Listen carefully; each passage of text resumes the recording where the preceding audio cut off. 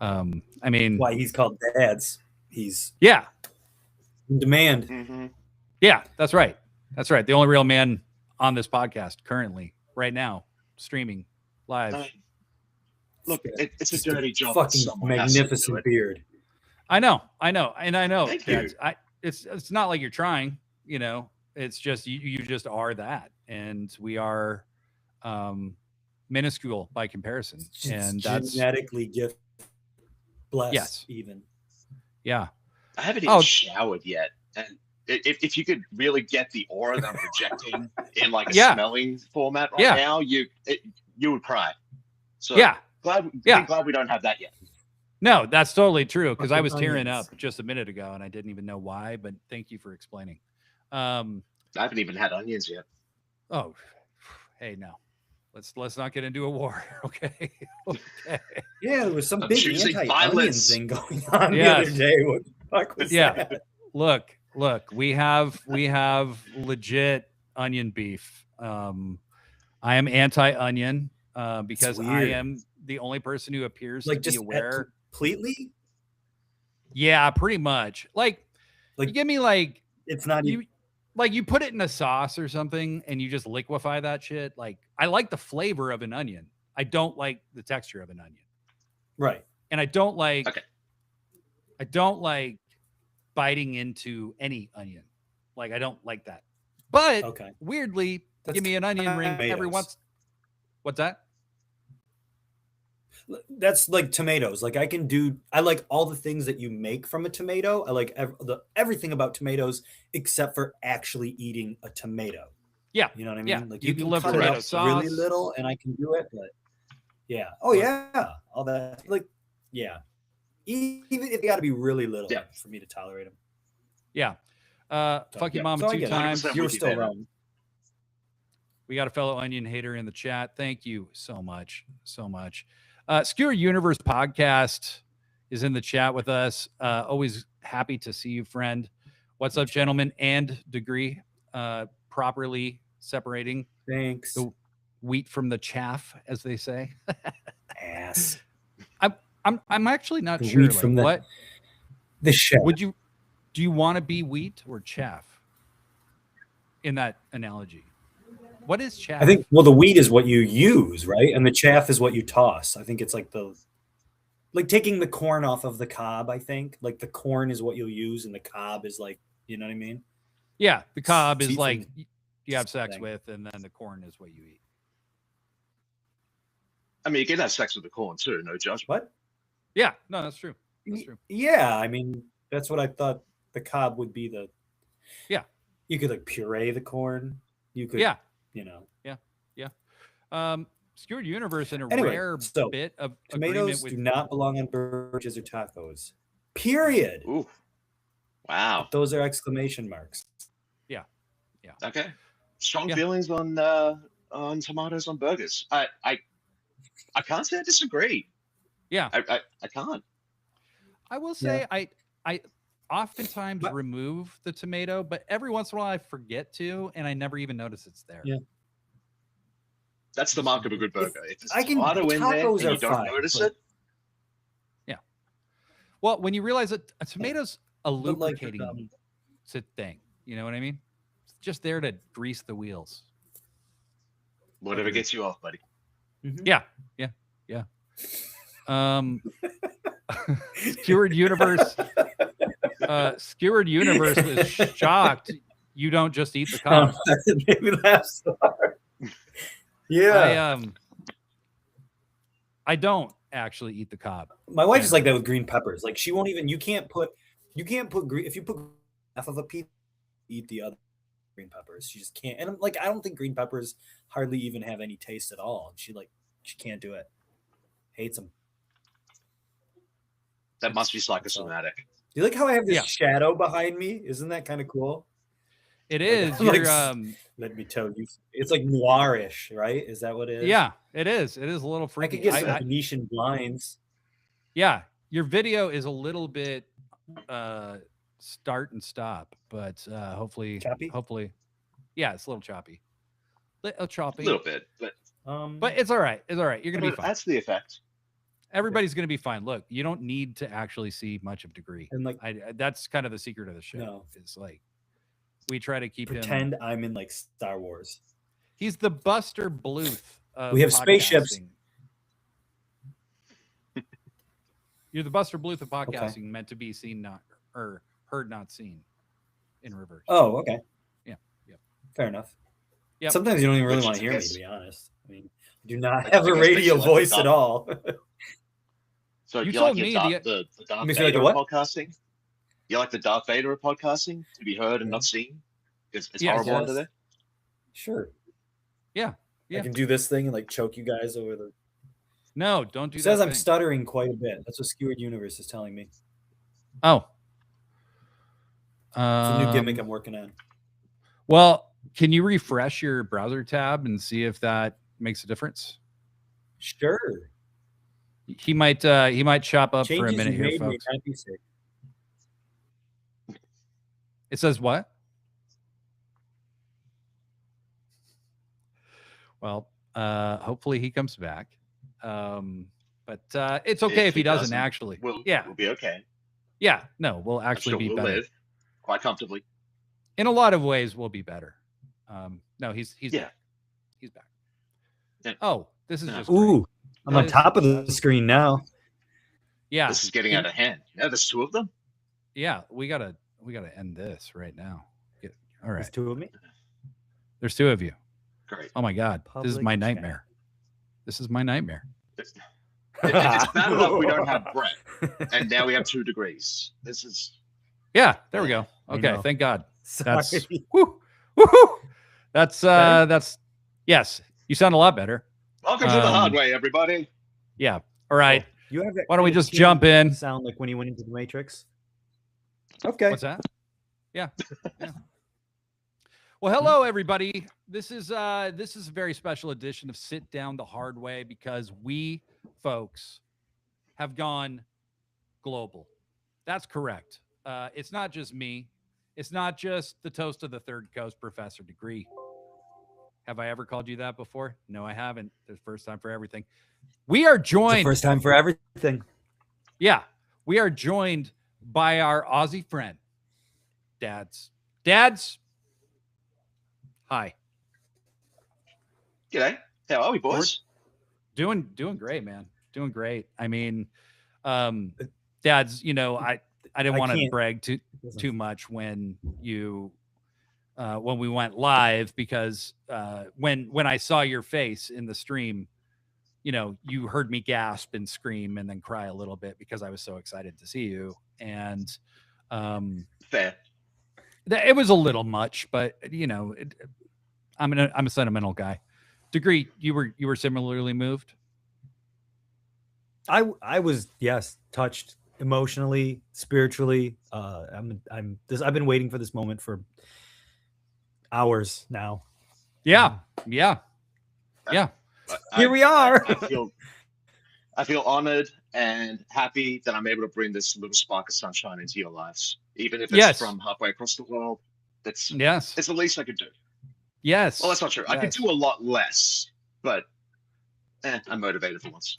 That's, you know what, and I appreciate that because the truth is you could do less, but if you did, it wouldn't really be helpful. So we're really glad that you did at least this. Thank you. Mm-hmm. If you That's did like- any Well, more, there I would have to would've be done 2 of more, me just to keep up. Right. We've had enough of that for today. Just settle down, Degree. Yeah, we're done. We're done with 2 of you. That's a nightmare that nobody deserves. I'm gonna refresh this again because this is like super choppy, and I only hear like every third word you guys are saying. Oh, great. Sorry. All right. He's doing it on Technically, purpose. I think isn't it's on my end. I think he's doing it so that we have to see 2 of them, you know? he? Mhm. Yep. And he Yeah. wants to look at the other one of himself while he's live because he's that much of a sociopath and narcissist. It's the only way he gets a happy in life, just looking at himself on screen. Yeah. I can understand it. Better? Still choppy, There's only bud. one. I mean, the audio is clear for Is it? me. Yeah. So the audio is clear. I just don't know if Yeah, that you're- room. I wonder if your internet's really very good in that room that Yeah. you're in right now. It's bad here. This is where I always am, though. I'm just on the different side of the room, though. Wow. I could go back to where I usually sit. You sound like, when they put him in, like when Neo goes into the Matrix and he gets that metal shit down his mouth and it's like that tinny noise. That's kind of what you sound like right now. Here, let me move my incredibly elaborate system that I have here and see if it sounds any better. This is live. This is live, people. This is what we do. Yep. This is what we do. Is we don't professionals. Yeah, we're professionals. We know what we're doing. And by we, I mean I. I know what I'm doing. Degree's an idiot, but I mean, I think that's pretty standard. You know exactly how I am. Yep. Oh, don't knock anything over. Oh my God. Is anything better? We won't know for a minute or no. Huh? We won't know for a minute or two. Everything's exactly the same. Your audio is coming through. You sound great. Yeah. Okay. All right. If you can hear me better, your picture's better. Everything's better on my side. Okay. So it really makes. Well, I guess I have to sit on this side of the room then. Yeah. All right. That's weird. You still have the shadow. You still have the shadow wall going on. So I do. Yeah, fine. It's not the same. Well, look, we got see my belts on the side. I brought these belts so that I could like show them off, but I'm not going to sit here and wearing them all night. Maybe I will. We'll see. It's yes, you are. So just do it. We know you're going to do it. We know you want to. I know. It's like I know everybody Cadillac that buys a replica belt, like the first fucking thing they do is hold it above their head. What? Bad? Did you win any of those belts No. though? Oh, are you prepared to defend any of those belts? Does a wrestler win those belts? Well, here's the thing. When I see somebody walking around with a belt, you know what? My natural inclination is to challenge them for it. Yeah. Yeah. You want to come on out? If I was in your neck of the woods, I would challenge you. But I'm not there. And you'd lose. No. All right. And you'd lose. So, and I would take that winged eagle that I know is hanging on your wall. You shut your mouth. You shut your fucking mouth. I will defend that against you. I'll take it next time I beat you at Jeopardy again. Oh my God. Here we go. Okay. All right. Yeah. Yeah. So we're going to get started because this is actually a podcast. Thank you to the two of you who are currently still watching, who haven't left yet. I appreciate that. Sitting through. Yes, so sorry. As I rearrange my office. Degree's incompetence. Is Degree teasing doing the Shawn Michaels pose with only the belt covering Professor's degree? Please never. Skewered Universe, please never say that again. All right. That's your one, Skewered. That's your one. You only get one, and that was it. All right. We're going to start this. We're going to start the next time you get slapped. Yeah, exactly. Imp Simp, he's not actually one to be trifled with. Like, I think he could take all three of us at the same time, but he very lovingly agrees to pretend to be my simp. So I appreciate that. All right. I actually assume that dads could beat the shit out of everybody. Yeah. No, I kind of do too. Yeah, actually. He's a drummer too. Probably. Is it just because he's a drummer? He kind of looks Brody King. So, he's tall. I look like David Cross. I'm real tough. Yeah, Dads, how tall are you? Huh? Just a shade under 6'3". Yeah. Okay. Yeah, you could kill us. So that's all right. Yeah, I could, but I'd rather not. Yeah. Right.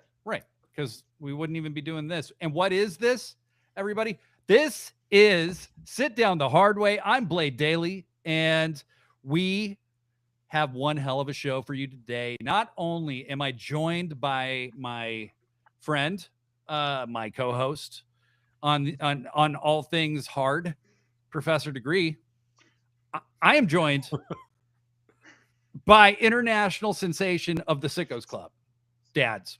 From Australia, live. Dads, welcome. Thank you. G'day.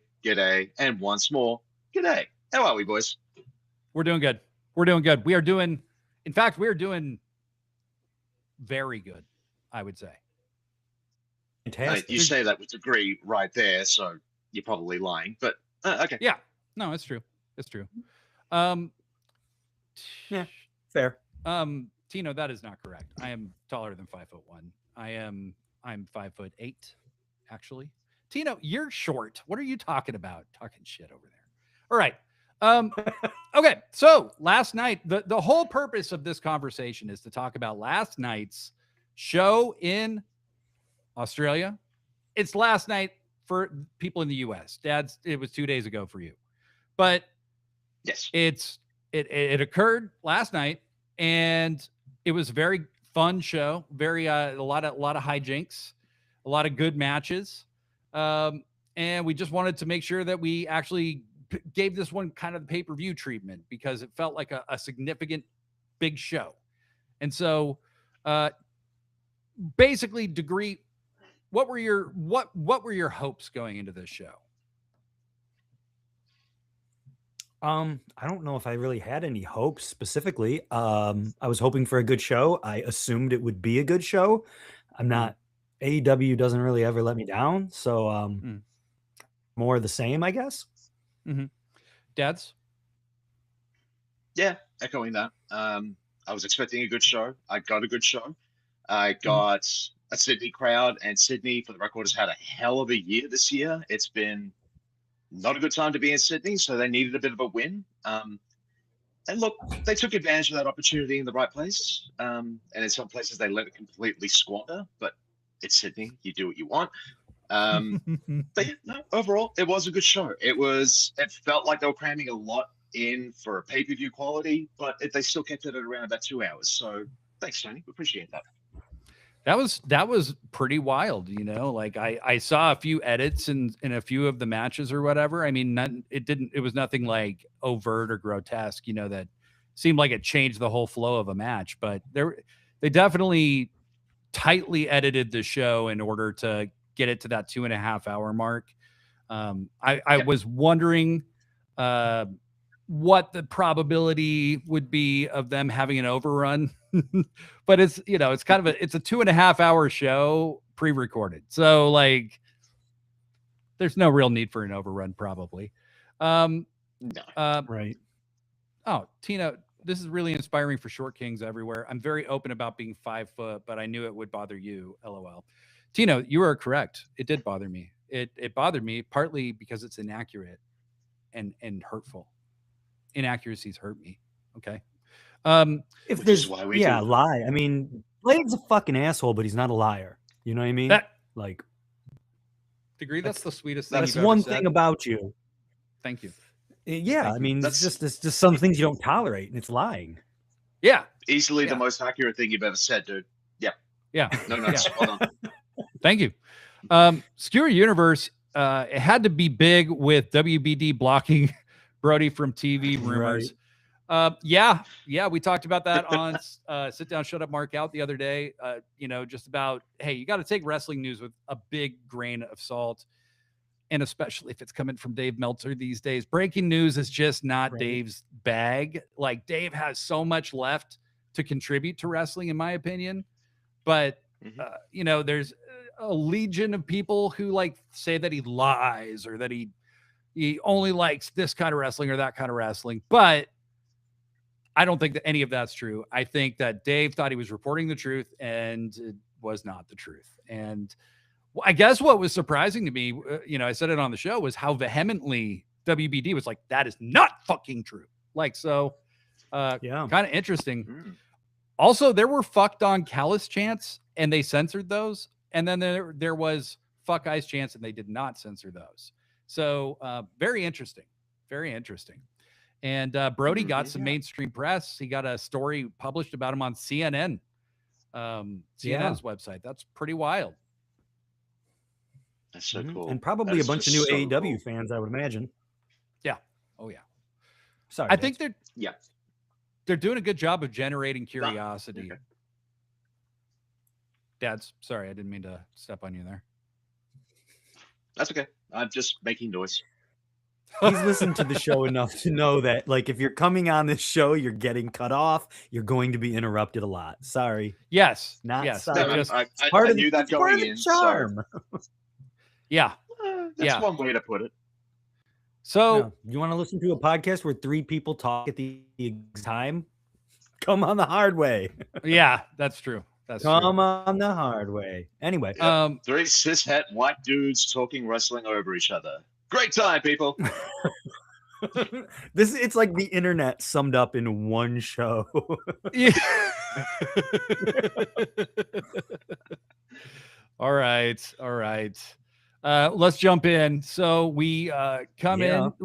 We are not live in Sydney, New South Wales, Australia. Is it the Kudos Bank Arena? Is that right? Yes.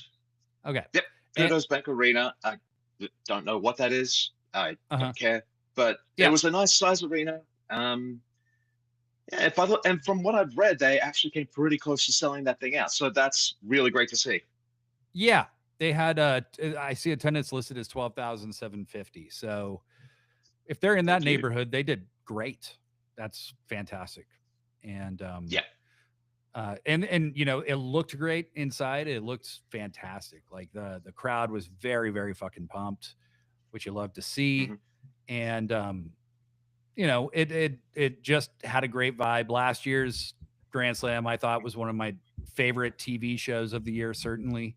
And so, you know, they got off to a good start with this one, and they got off to an even better start by starting the show with Jon Moxley versus Konosuke Takeshita for the AEW Continental Championship. Deds, let me ask you, of these two, do you have one that you kind of favor, or are you a big fan of each? I love both these guys. I can't really pick between the two. Mox is the MVP for AEW. Yes. AEW isn't what it is without Mox. Same time, you could Takeshita's getting about that level as well. He could be that guy who could take Mox's place one day. He could do it tomorrow with the right push.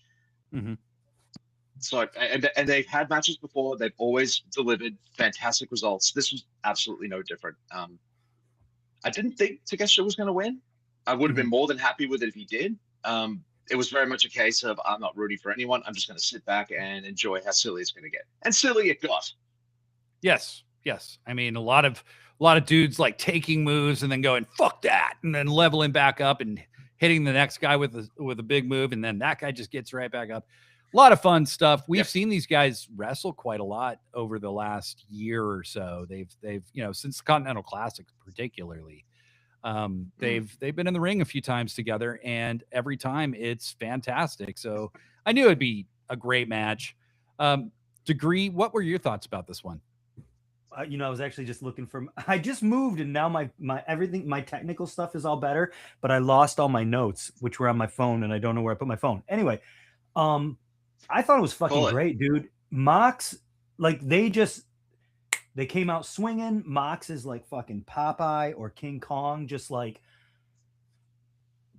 bringing it to him, and like you're doing all that shit where he fucking hits these moves and he punctuates it with that finger pointing at the ground, and just excitement and adrenaline. And yeah, dude, I love both these guys. Same thing. I'm not cheering anybody. I'm just cheering the whole situation. I was definitely coming from a pro Takeshita point of view on this one, not because I don't like Mox. It's just Mox has done everything. He doesn't. I mean, it really doesn't matter if he loses. His legacy is made. Mox is the man, just like you said, Dads. He is the undisputed ace MVP of AEW for 7 years running now. So, you know, I mean, this guy putting people over is really like what he could do most powerfully. So I wanted to see that to a degree. However, they go to a 20-minute draw, and I did think Takeshita might win this because I thought that there you go, Degree. Sorry, now I can, everything is perfect. Okay. I thought that you know, them going to a draw wasn't maybe my favorite you know, they've been doing this story with Mox where every match he has almost goes to a draw, and then he kind of pulls out the win at the very end. Mm-hmm. And with Takeshita, did Takeshita beat him for this title shot, or did he go to a draw? I don't remember anymore. They fought in a non-title match, in an eliminator match, and I can't remember. I think maybe Takeshita beat him. It was it was recently. Yeah. Takeshita beat him with the knee, I think. So Mox, you know, holds on to the belt in this. I guess here's the thing. I think with the larger story that they're telling with Takeshita is with Okada, really, right? And the Don Callis family. And of course, you know, fucking stupid ass Blade over here books himself into fucking thinking he knows where something's going. And I thought, you know, we're building to Okada and Takeshita. Revolution's right around the corner. I had, you know, kind of made this big stink about the unified title and kind of the pointlessness of what I felt it was when they ununified the titles. And you know, before accepting that that's not what they were going to do. And then somebody was like, yeah, but if Takeshita wins the Continental title from Mox, he can then challenge Okada, reunify the titles. You know, one of them would reunify the titles. So for some reason, I thought that might be where this was going. It was not. And so, you know, I don't know where they go from here, but I do know these two kicked each other's asses, had a great match. And somebody posted on Threads, it was really funny, a video from the post-match. And you see the ref talking to Mox. Now, in the moment, I thought Mox was baby-facing himself, like asking for more time, and the ref said no, right? Like, no, it was a 20-minute time limit, and Mox kind of got pissed. But somebody put it in a totally different perspective that I think is actually correct, which is the crowd is kind of dead at the finish of the match because it's a draw, you know? And so they didn't give a big reaction other than, fuck, that sucks. And so Mox is telling the ref, go tell Takeshita to give me his finish. And so the ref, you then see, goes to Takeshita from Mox and tells Takeshita, you're going to hit him with the forearm, and then you give him the big, you know, give him the finish. And then once the ref tells Takeshita that, Mox and the ref make eye contact. The ref's like, he's knows what's going to happen. And Mox immediately moves on to Takeshita. Takeshita hits him with the big forearm and gives him the what's his move called?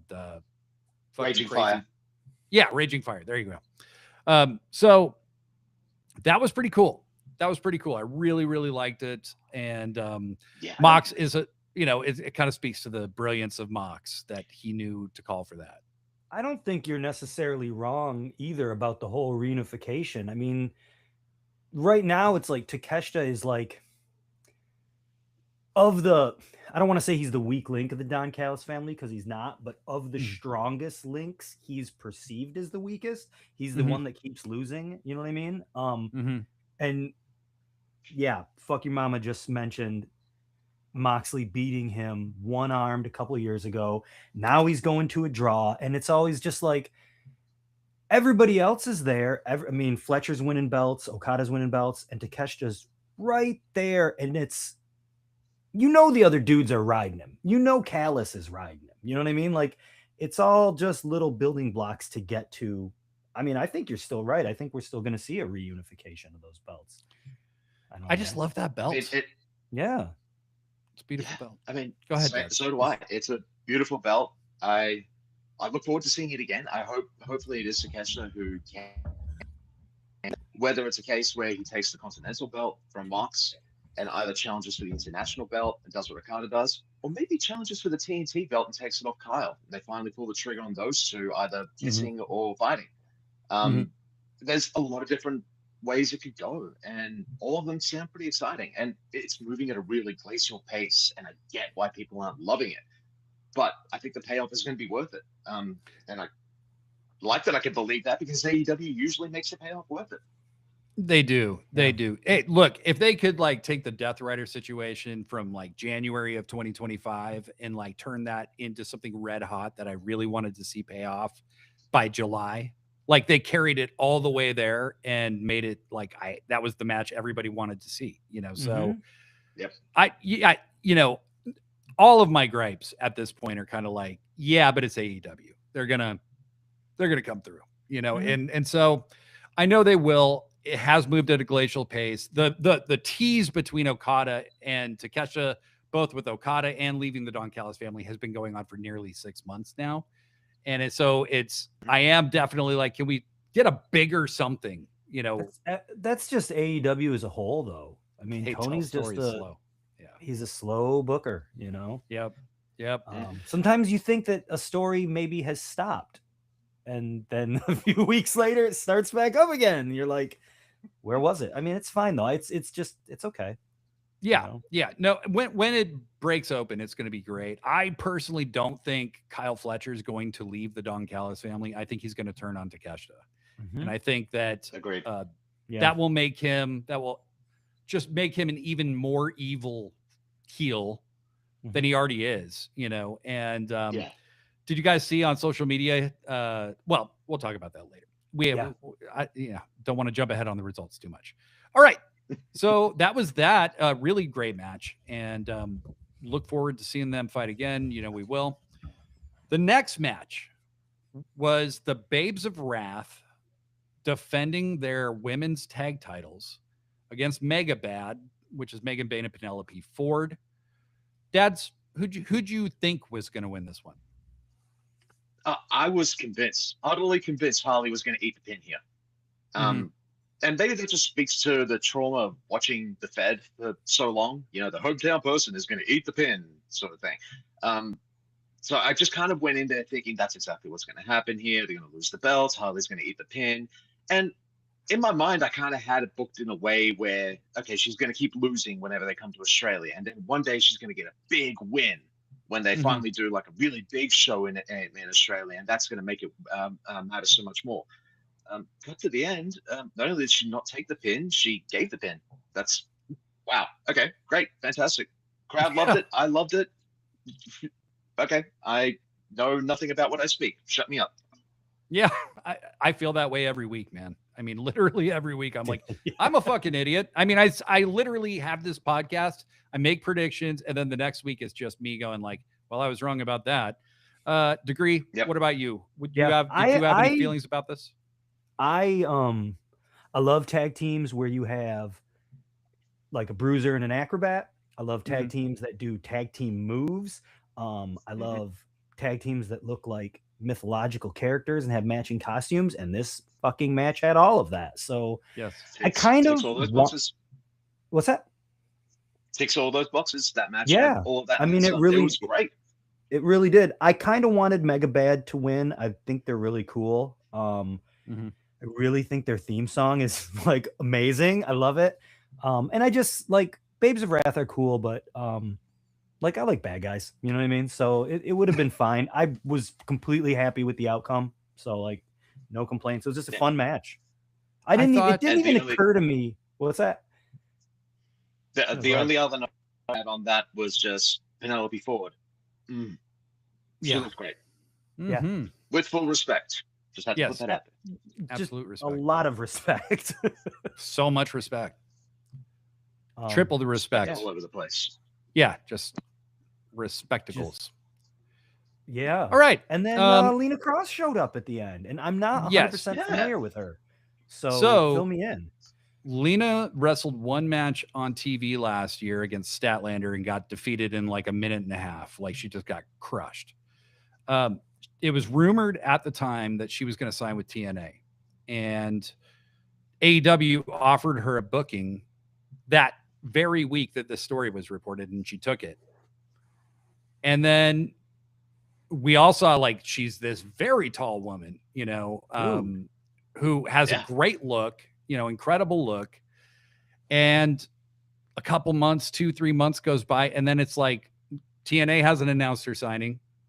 Neither is AEW. What the hell's going on with her? Joshi, I know so much about this because Joshi was like checking the internet every day to see what's going on with Lena Cross. And then it comes out she's signing with AEW. She's been signed for like 4 or 5 months. And they waited till this show to bring her in. I like the big, tall lady, big Amazon woman just walks into the ring and assists in an ass beating on the baby faces. But I noticed that Penelope Ford was very intentional about handing the TBS title to Megan Bayne. Mm-hmm. And just the thought of Megan and Willow going at it for the TBS title. I said TNT, TBS title. Just the thought of that is exciting because that would be a slugfest. I would love to see that. Also, the thought of Lena Cross and Megan Bayne as a team is really exciting. So there's all kinds of stuff you can do from there. But I was surprised by the finish. I did want Mega Bad to win because they feel like slightly more of a committed tag team. Because we both know Willow's going to ultimately be a singles wrestler. Harley can do anything you'd ask her to do. Mm-hmm. And she can captivate as a singles wrestler. She's done it for a year and a half. So I kind of felt like it would be cool for it to be on a more committed tag team. And I thought Mega Bad was maybe the original winner of the tournament as it was projected initially. And then Penelope got hurt. So I thought they might win, but when they didn't, I was like, okay, that's surprising. But I didn't mind, I think the Babes of Wrath have been great. Well, and I don't think this story's ending. So, no, maybe a revolution. Yeah. And that's the thing. And I guess I see so many potential rematches happening at Revolution, which is very uncharacteristic of AEW. I could potentially see a Stat Tekla rematch. I could potentially see Swerve and Kenny, I think, are definitely wrestling a Revolution. Whatever happens on Dynamite this week is just a setup, probably. I think so.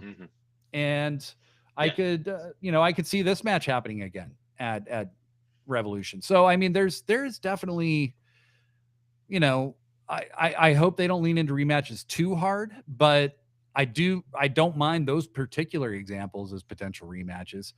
I don't think we're going to stipulation, Well, and then there's also Mox and Takeshita too, which they went to a draw, so it's like, does Ty go to the champion and they just move on or not? I don't know.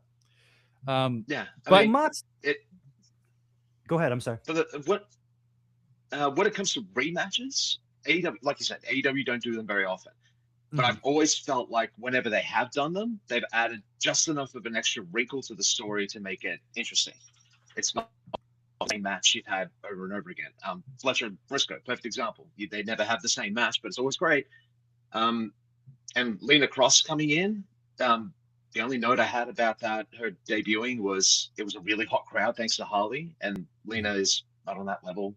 Maybe not the best time to bring her in, but adding her into that mix will make a rematch for the women's tag team titles that much more interesting because you have that X factor.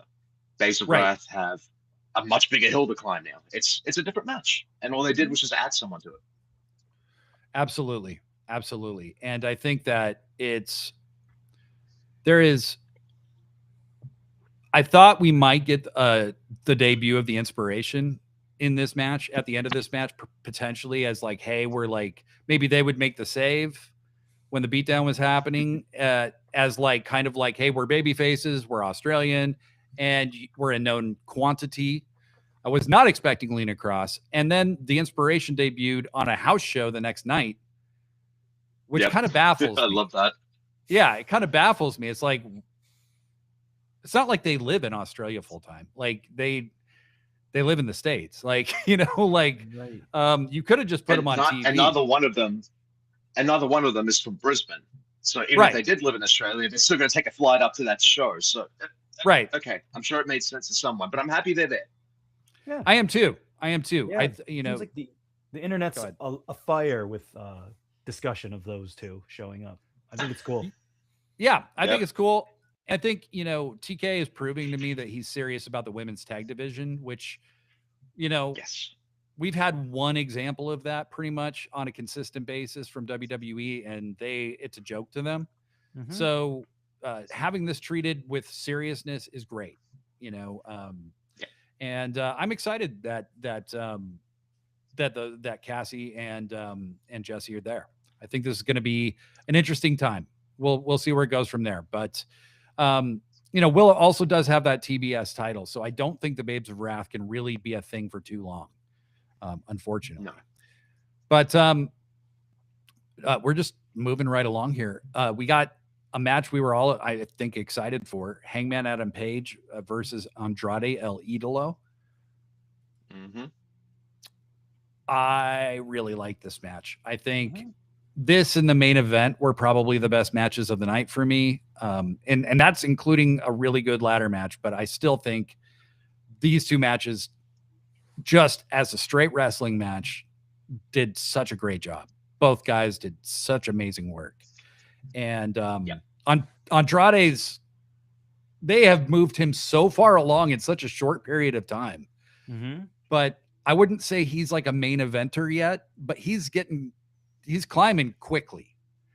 And this is what I had, that conversation. Yeah, this is what I had hoped for the first time he was there, because I was a big fan of his in NXT. And I knew he wasn't doing shit on the main roster. So I was very excited when he showed up the first time, and then very disappointed with the way he wasn't really being used very much. It was a very start and stop time. Degree, what are your thoughts on Andrade? Same thing. I was happy with this match. I wasn't familiar with him when he first showed up.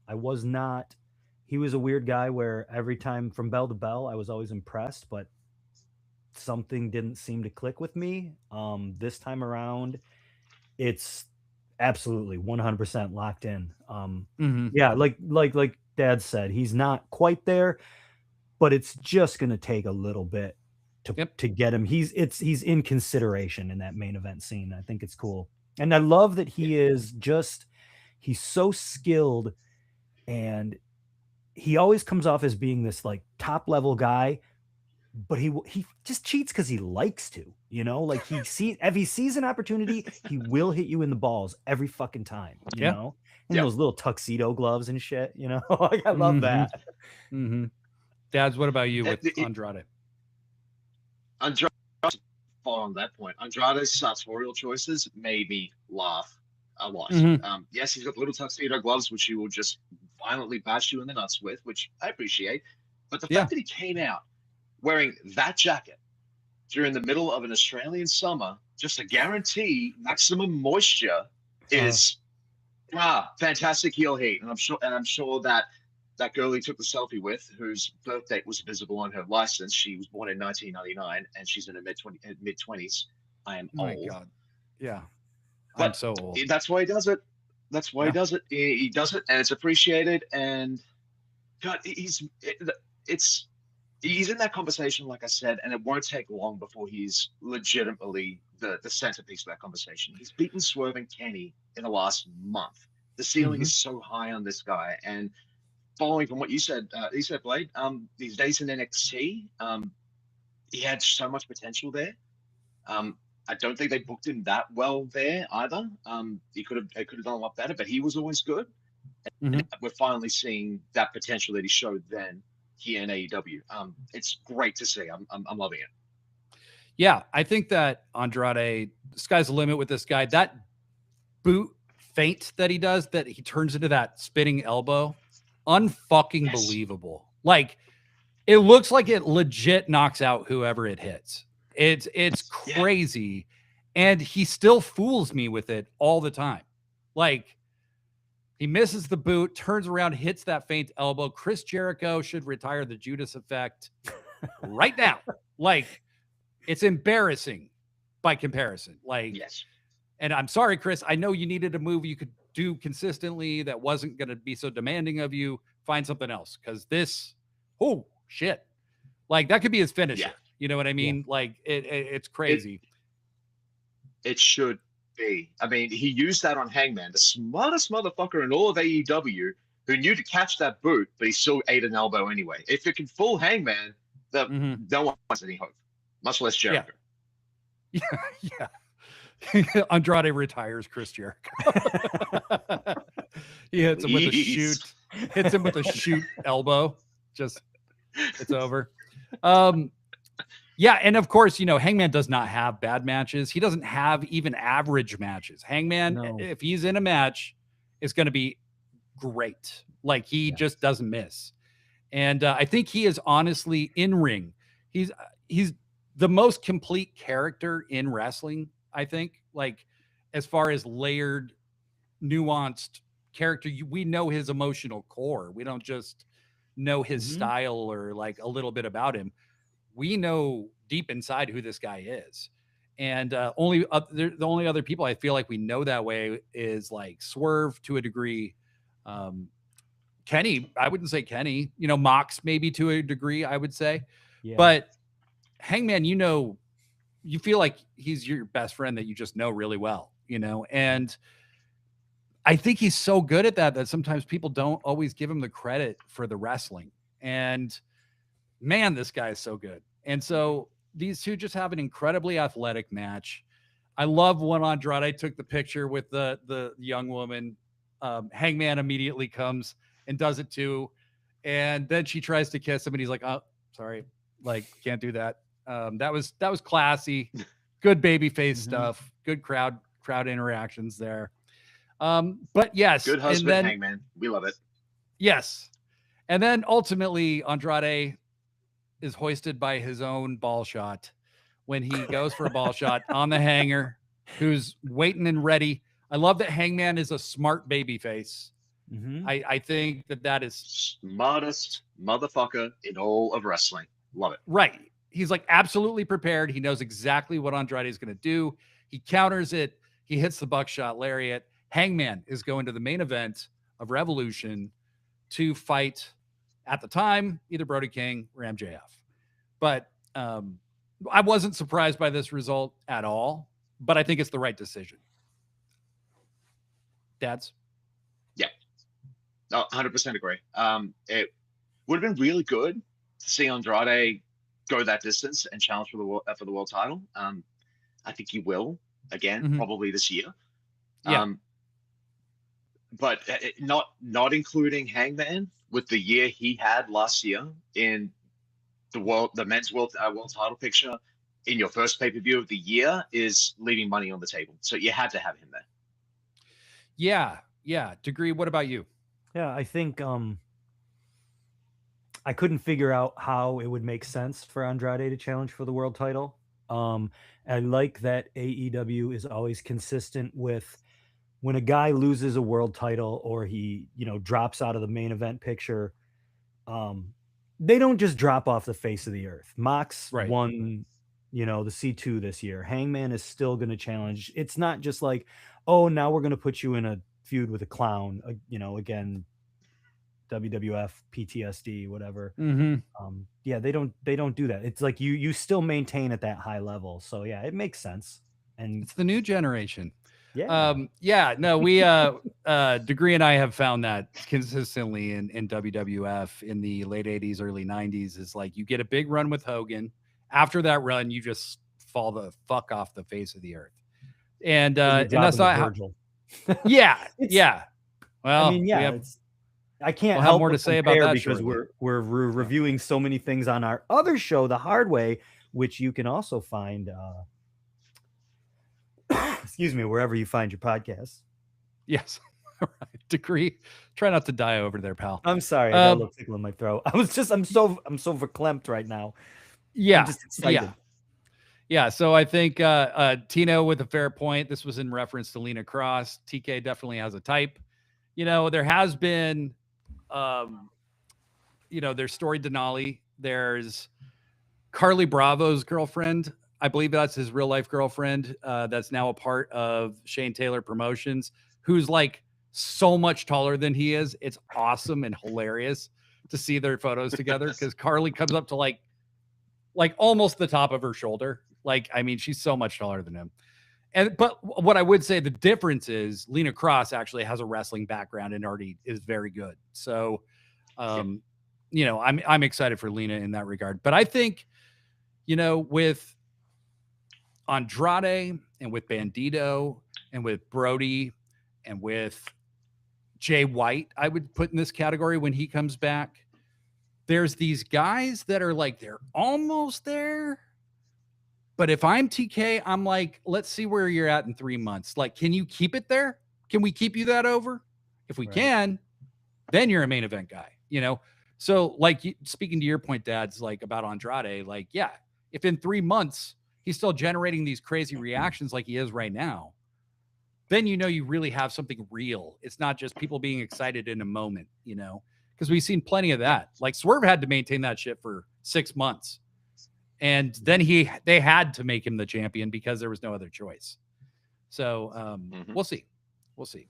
But really great match. I'm excited. I'm excited that Hanger's getting another title shot. And wouldn't mind at all if he won it. Something else I didn't mind at all was the mixed tornado tag team hair versus hair match. Oh, this was so much fun. This was a goddamn blast. Yeah. Okay, so I said earlier that Hanger versus Andrade or MJF versus Brody were the best matches on the show, and I stand by that. This might have been my favorite match though, because it was so much fucking fun. And finally, I think Wheeler Yuta found a lane for his character to fit into that was hilarious. And Marina had some hilarious moments in this match. Obviously, Toni was going to be funny. Obviously, Orange was going to be funny. And they were unapologetically like very mixed in this match. Mm-hmm. Like this was not the guy fights the guy, lady fights the lady. This was, I mean, fuck. This was really, really fun. Dads, what did you think going in? Like, did you think there was a surefire result or not? There was never any doubt in my mind that Yuta was going to eat that pin and get his head shaved. Yeah. I mean, look at the rest. They all have picture perfect movie star hair. Why would you fuck with any of that when you got Yuta right there? You could just shave him, and if anything, it adds to his heat. Not that he needs it. He's a despicable piece of shit, but this makes it even better. And do that. There was never any doubt it was going to be him, but what I didn't expect is that they were actually finally going to lean heavily into intergender offense. Mm-hmm.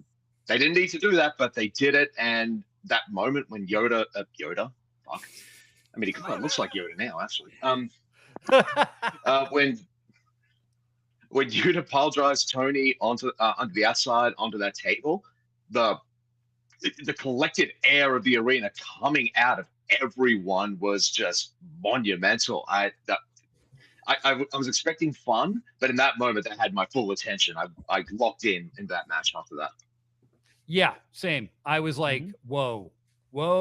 And like the way Toni bumped off that pile driver where she just falls in between all those other things, all the other crates. Fuck. Yep. Yeah. Like that was set up perfectly. You saw on the replay, Yuta totally protected her, but not enough so that it looked just obviously fake. You know, like it looked pretty devastating. And Toni bumped great off that. And then it becomes a 2-on-1 match for a while. That was pretty crazy. Degree, what were your thoughts going into the match, and kind of did it meet that, or so were you thinking along some other line? The last time they did this with the 4-on-4 or whatever it was, that was like my favorite match of the night. This might have been, again, my favorite match. I was kind of wondering if Marina was going to get her head shaved. I wasn't positive, but there's a point. Well, first of all, when Wheeler gives Toni the pile driver, it's like, okay, it's probably going to be Wheeler. And when there's a point where halfway through the match, he's throwing his head back, getting his hair out of his face, probably every 5 to 10 seconds. Mm-hmm. I mean, he's just over and over and over. And at that point, it's like, okay, he's getting his head shaved.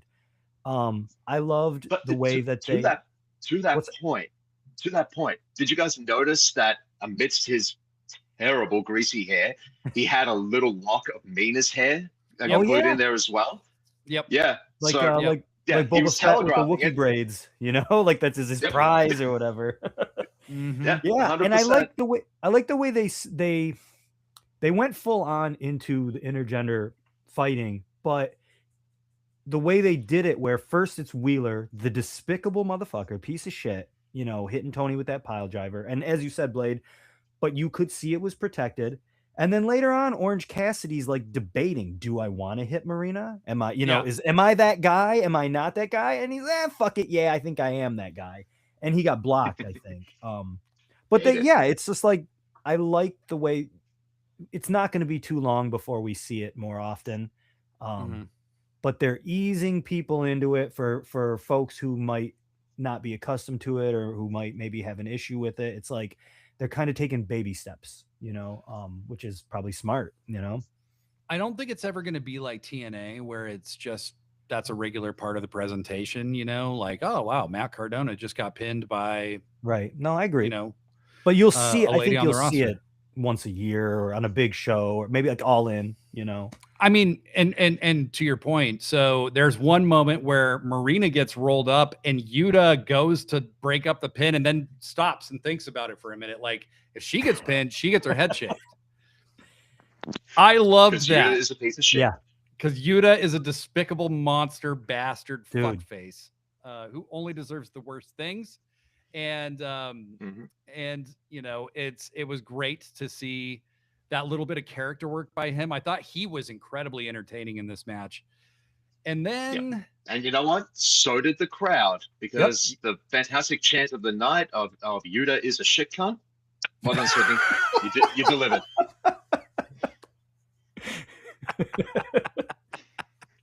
That is amazing. Just to be clear, in Australia, we say cunt all the time, and it's not always a derogatory thing. Right. If an Australian calls you a mad cunt, if you get called a shit cunt, you are the lowest of the low. You're not even worthy of being acknowledged. Yes. No, I actually was in a Discord chat and somebody was like, could somebody interpret this for me? And nobody really knew what they were saying. And so thank you for that clarity. I appreciate that. I said they were saying BK, have it your way, but I don't think, I kind of understood that wasn't the case. So the match, so Toni rallies and comes back and makes a big, walks through the show, down the ramp, big baby face move from Toni. And then Toni beats Wheeler's ass, just beats his ass and pins him. Loved it. With she pins him clean with the Storm Zero. And Wheeler's like, nope, I'm not honoring this. Fuck you. Nope. And he's even saying, like, I wasn't going to cut your hair. Right. Like, leave me alone. And so he's trying to walk out and leave. And then Papa Mox shows up, right? Yeah. And Papa Mox is like, look, man, you lost. Like, you gotta do this. Like, otherwise this shit doesn't mean anything. We're Death Riders. We stand by our word, right? And so And that Mox fears Toni Storm, so he knows not to fuck with that. Yes, that's a great point, because he has shown genuine fear of Toni Storm several times. But yeah, Tino agrees with us. Mox making Yuta. Hold on, let me put this up. Yeah, Mox that's making great. Yuta honor the bet was big Midwest dad energy. Yes. When he led him back, and you see Marina, and she's kind of pointing towards the ring, like holding her hand out, like as if she was holding the door open, like, come on now, you got to take your whoopings, you got to take your lickings here. That was great. Perhaps my favorite. Marina and Yuta at the end of that match, like Yuta ducking out, just like, I'll cut it myself. It's fine. I'll just go backstage and cut my own hair. That made me laugh. And Marina just basically like, no, you're doing this. I will be here. I will help you through this, but know that I'm going to yell at you on the way home. Yep. We're not mad. We're just disappointed. Oh my God. So then Yuta has to sit in the chair and get his head shaved, right? Or cut, I mean, I don't think they abused his scalp too badly. Mina was like, she was kind of like, I don't think she gave a fuck. I mean, she was like, I will cut your hair and this will really hurt. She didn't care. Toni was, trying not to cut him in the head or anything. And so, that was nice. But the best part of the whole thing, the one who really got it over, was Marina, because she's kneeling, holding Yuta's hand and giving the death stare at Toni and Orange. She's like, I fucking hate all of you, but I'm going to hold this guy's hand and get him through this because you guys beat us. That was so awesome.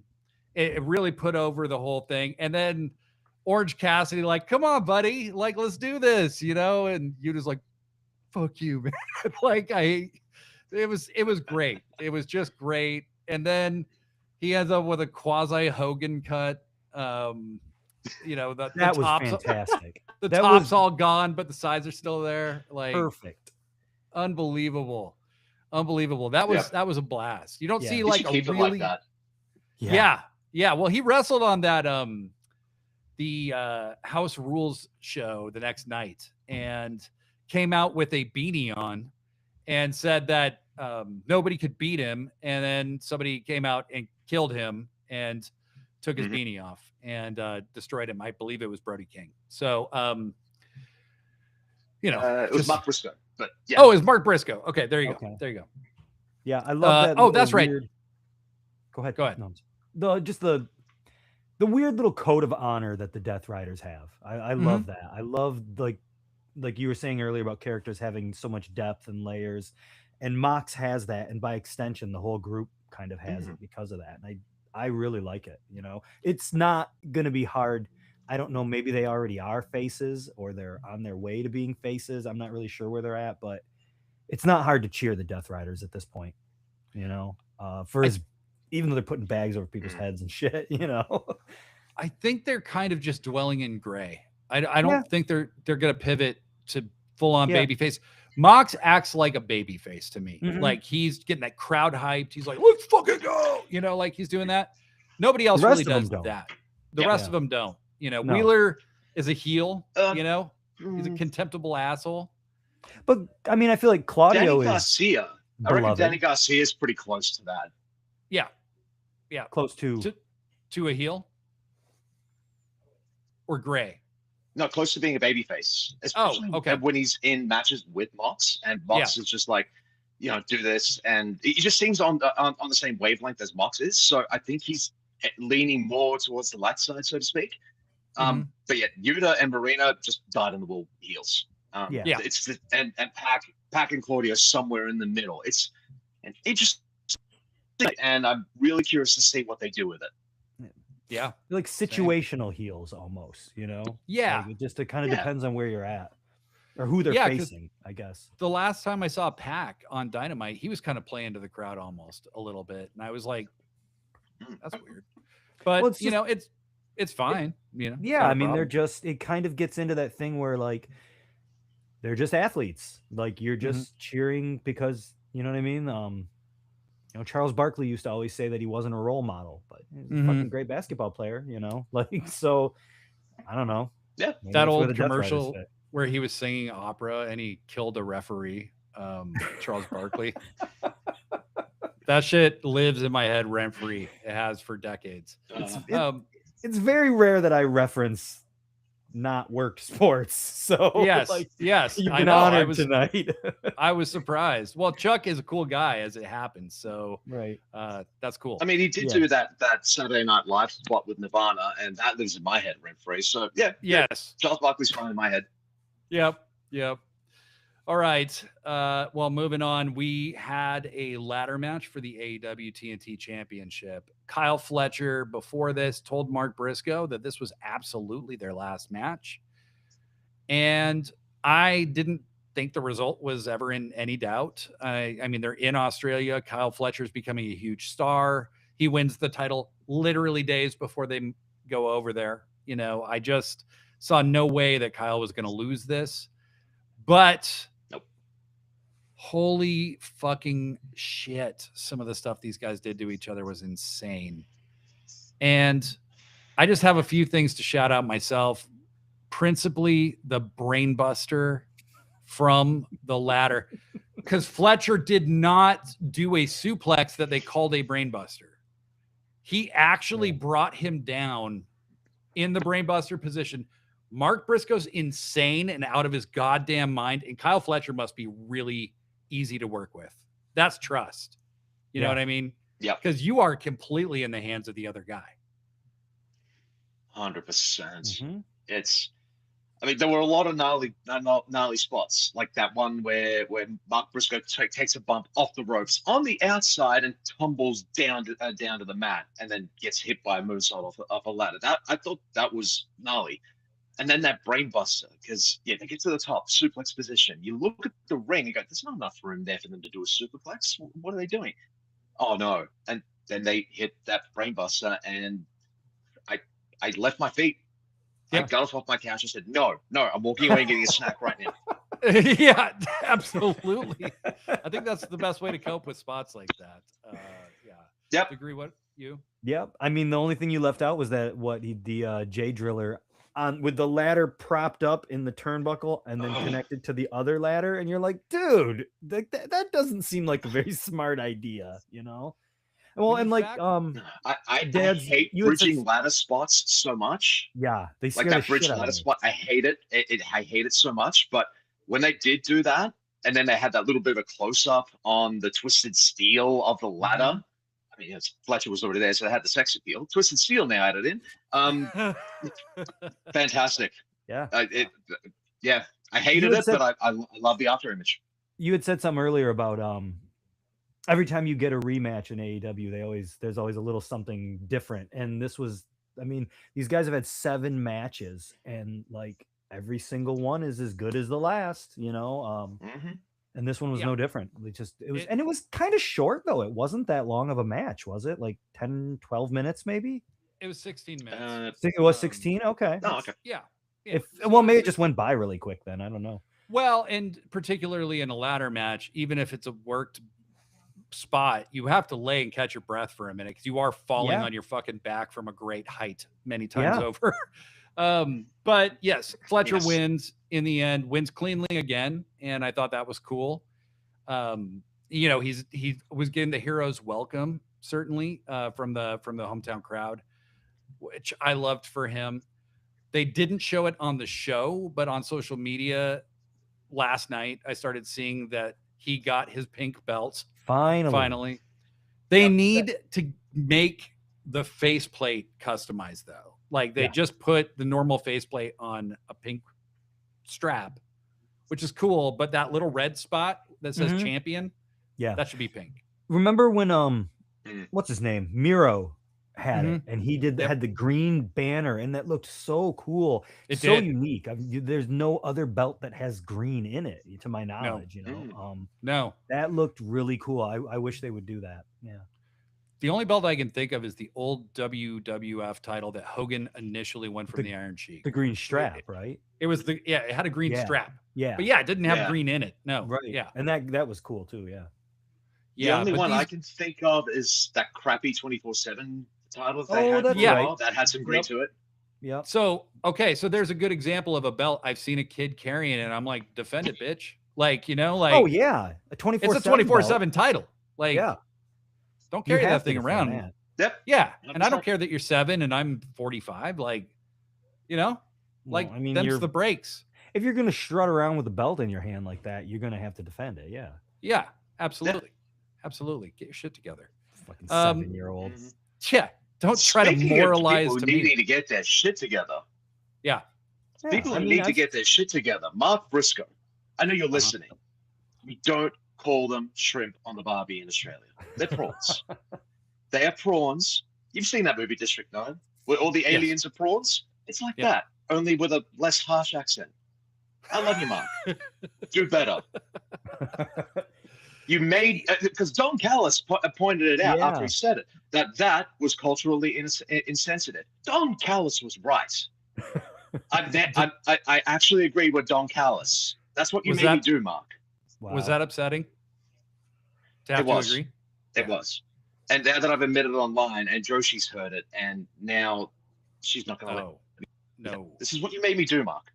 No. I mean, look, I hear it from her all the time. You're not talking about Dawn enough. You're not singing the praises of Dawn on the show as much as you have been, as we were. You know, I feel like you were only doing it because I was there, which is kind of true. But like at the same time, like, you know, I'm trying to be supportive of my friend who's lost her mind and things. Her uncle's Don Callis, and it's just a messy situation. Here we are.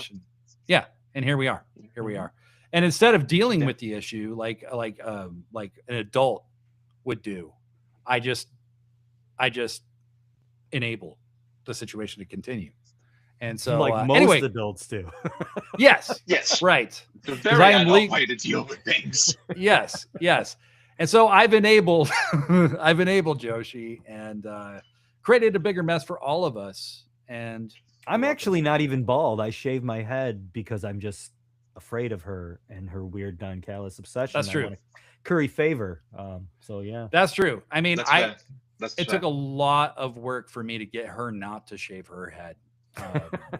I was like, I really don't think you want to do that. She hasn't been on in a while. No, she has a beautiful head of hair. You know, she really does. She has these thick Italian curls, and it's like that's going to take a long time to grow back. You know what I mean? And for the record, she would absolutely be able to pull off the bald look. She just has that head about her. She would absolutely pull it off. But we're much better off for it that she hasn't done that. So thank you, iBlade. I put over both Don Callis and iBlade daily on this podcast. God damn it, Mark Briscoe. Yeah, it's Briscoe's fault. Look at the mess he made for you. Chicken. Yeah. Yep. No, this is. I'm going to need some time on this. Yeah, it's contemptible. Speaking of contemptible, main event time. Yeah. We get a huge moment for Brody King in the biggest match of his AEW tenure. I think AEW did a fantastic job of putting just enough doubt in your mind that Brody might actually win this thing, because the responses to him are so organic and so great. And as big as they are right now, they could get bigger. And I just want to tell people, if you're disappointed in the outcome of this match, which you're supposed to be, Brody can be a bigger star through a loss than he was if you would just put the title on him and let him have it till Revolution. You know what I mean? Like, there's two people, at least three people maybe, that people have said, even if they just gave Brody, even if they just gave Eddie, even if they just gave insert person here a 2-week title reign, you know, it's like, you might get a much longer title reign out of Brody King if you work this. You know, this is with very little work. You know, this is with people knowing who Brody is outside of his being a wrestler, and walking out at Grand Slam with the Abolish Ice shirt in Mexico last year, you know, and they love him with Bandito, you know. And then Maxwell comes out, hearty boos for the champion, and well-deserved. But I have loved Max's current run. I am such a fan of the work he's doing right now. I think he has matured a lot as a person and as a worker. You know, he's not resorting to the base lows of his past, which I had grown tired of. And I think he took his last bit of time off and really did absorb some of the stuff people have said about him online and stuff, and took it to heart and made a good faith effort to evolve. And these guys have a great match. I thought having to follow the ladder match, rough, right? So you do the smart thing. You go slow and you bring the crowd all the way back down from that ladder match so you can bring them back up. And Dads, you are a massive Brody King fan. I know you are. So did you think Brody was going to win? No, I wanted him to, but I didn't think he would. I wanted him to as well. Honestly, yeah, I wanted him to, but I knew objectively if he did, it would be too soon. Brody is massively over, like you said, organically as well. They haven't put any work into this yet. For him to really get to that point where he can hold that belt, that work needs to go in. Not just from him. He's been doing it and he's shown that he can. He needs, so to speak, the machine behind him. If they can sustain that with a full push and creative direction for it, then yes, absolutely, put the belt on him immediately. But he needs that bit of time. But that said, if he had won it in front of that crowd, because Sydney is a hardcore scene and a half. Sydney band called Speed did the music for the show. They got a shout out earlier in the night. Brody's out on the inside. He's getting God's hate lyrics chanted at him. So it would have been a great spot to do it in. He would have gotten a fantastic reaction, but too soon. And further to the point that I mentioned before, Hangman in the main event for the men's world title is the right move, and the only possible person you could have in there with him is Max. It was just as good as Brody is, and he's really high up on that level. Max and Hangman are just that step above. You have to have that there. That said, like you said, in a loss, he looks fantastic. He's the only way is up for it. I'm really jazzed to see how we all go from here, and if Tony's actually going to put the work in with him and say, okay, let's make you as big as you should be, figuratively and literally.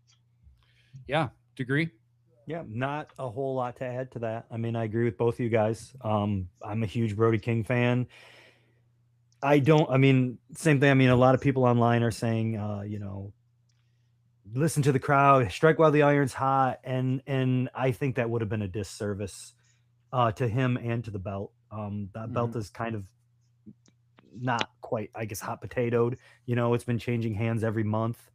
To change it again, I don't think would have been a good idea. And yeah, Brody's got a future ahead of him. And I would rather see him get a proper push. It would have been cool, but not now. Totally. The time will come. I also thought the involvement of Bandito to continue to encourage him and do for him what Brody has done for Bandito was really cool. Love that. Yeah. Who needs Alex Chavez when you have Bandito? Right? Yeah. I love just we've gone so long thinking that every friend is going to turn on somebody, and I love that there's just AEW is like all buddies wrestling. You know what I mean? You've got these guys who are just tight, and Bandito, when he comes out there, he's like, "You told me never to give up. You told me never to give up." It's like, and he even got the crowd barking at one point. It was just that was. I love seeing that. I love seeing best friends. I did have a note on that. With the crowd barking. There was one girl in the crowd who was dressed up in the cat makeup like Harley, and whenever the crowd was barking, she looked so unimpressed. Oh, that's awesome. That's amazing. There was also a great sign that said MJF fears Robbie Eagles. Yes, which I enjoyed, the New Japan juniors guy. So that was awesome. He actually wrestled MJF the next night at the House Rules show in a triple threat. Or in a trios match. So the next night at the House Rules, Brody's teaming with Hangman Page. To give you an idea of how they're trying to show his level and where he can go, I think Tony believes. And I think Tony believes in both Bandito and Brody. And that just makes me have even more faith in Tony Khan, honestly. It's like these guys both could be champion. I know Bandito's banged up right now, and so they're giving him a little rest. I hope it's not too long for his sake, because I know he wants to get back at it. I think he's got a thumb that's broken, or a thumb that's jammed pretty bad or something. So hopefully it won't be too long, but I thought his presence just made the match even stronger. And Max worked the knee. He was a smart champion. Very Ric Flair-like performance from Max in this one. Shit! Shit! I love that stuff. Who do we got here? God damn it. Tony, get out of the... That's my cousin. Sorry, guys. Tony Montoya. He's been on the show a few times, as bonus stuff, but he thinks that we record all of our conversations and that I'm posting them, and that is definitely not happening. So, so I hate that you found out this way, bud, but it had to happen. I checked though. You did get me. My fly is not down. Okay. So, Brody just couldn't Yes. Brody just could not overcome the niece thing. Once that starts, Max just wears him out and wears him down and pins him clean in the ring. 1, 2, 3. And you know what? That was the right call. It was the right call. Agreed. Brody didn't look outclassed by any means. He looked like Max just got the better of him and was ruthless and just worked that knee once he saw it was injured.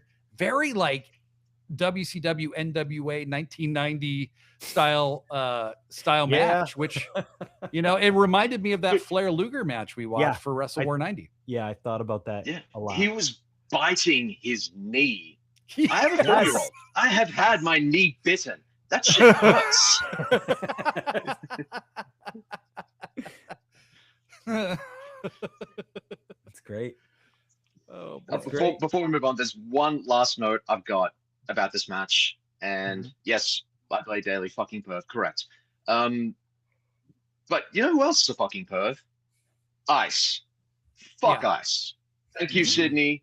You did us all proud there, and doubling that up from down in Melbourne, 100% agreed. Absolutely. I, as an American, to see, not only the bravery of the people in our own country who are being fucking targeted, by this brazenly corrupt administration, to see the world kind of lend their voice to what they know we are going through was really powerful and meaningful and emotional. Quite honestly, it was really, really great. Heartening. So it is heartening. That's and, good, because it sucks. It sucks for us to wake up in the morning and just brace ourselves with the news of what the fuck has that orange fuckwit done this time. And it's become a running joke. We do this nearly every day here.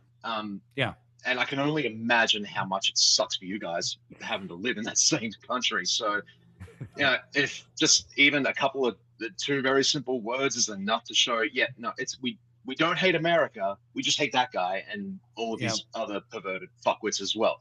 So if that carries some weight, glad to do it. We'll do it repeatedly. Well, thank you. And that was it for Grand Slam. My final thoughts, I thought if the Iconics had shown up, I think I would have given it I would have been slightly more excited at the end, but it didn't, the show wasn't bad by any stretch. It was a very good show. It was every match was good. And several were great. And so I have nothing bad to say about it. Dads? No, that was a really great show. Nothing more to really add apart from the biggest pop of the night. Initially went to Toni Storm for her when she came out. She got eclipsed by Carl Fletcher after his win, deservedly so. He put on a great match in front of his hometown. The biggest pop I got of the night was when I noticed what Luther was wearing in that match. My God. That was a choice and a good one. Well done, Luther. The barbershop vest. Yeah, dude. And the silly little mustache. It's fantastic. Who would have ever thought that Luther was going to add that much to the overall presentation? He's just great, He's fantastic. And he's, he doesn't have to wrestle very much. He might take an occasional bump, but like he just gets to be a lunatic. And Tony's a fucking lunatic. And Mina's a lunatic. It's just, Mina calls Tony her husband. It's Orange Cassidy's involvement with them is in this weird, uncomfortable place right now. That it's just lucky son of a bitch. Yeah, exactly. It's so much fun though. It really is such a blast. So I'm very, very happy with where AEW's at. We obviously are moving to Revolution and kind of getting on the road to Revolution. I had said a while back that I didn't think Kenny and Swerve were just going to have a match at Revolution, and them being booked this week in a normal match tells me the stakes will be severely upped by that point. I like the idea of them having almost a Swerve Hangman type, like, fuck you, like I'm going to end you kind of feud. I think Kenny needs that even more than Swerve, but Swerve could use it too, because I think Swerve, in the midst of like being a baby face and stuff, you need to remind the people what Swerve is and what he can be. And that is a very scary motherfucker. So I love, I love I love the setup. I love where things are going. Dads, thank you so much for joining us for the first time. We will definitely do this again someday. when it works out time wise. And Degree, I didn't even hate this. So thank you. Yeah, I tolerated it. Yeah. Well, I mean, Dad was here to make it. He bridged the gap. He was the tomato lubricating the sandwich. Well, it's in the name, Dad's. So, like that's full circle. Yeah, he kept the kids from picking Full at each other too much. Yeah. Big it's props. A national inane thing I do. Yeah. Big props to everybody who joined us for the stream. Justin saying hello right as we're about to leave. Yeah. Hello, Justin. Hey, Justin. Bye, Justin. Grand Slam was a lot of fun. We will be back at our normal time for the hard way next week. And until then, I'm Blade Daly. That's Dad's. And that's Professor Degree. Pro Wrestling Forever. You guys stay here. Everybody else,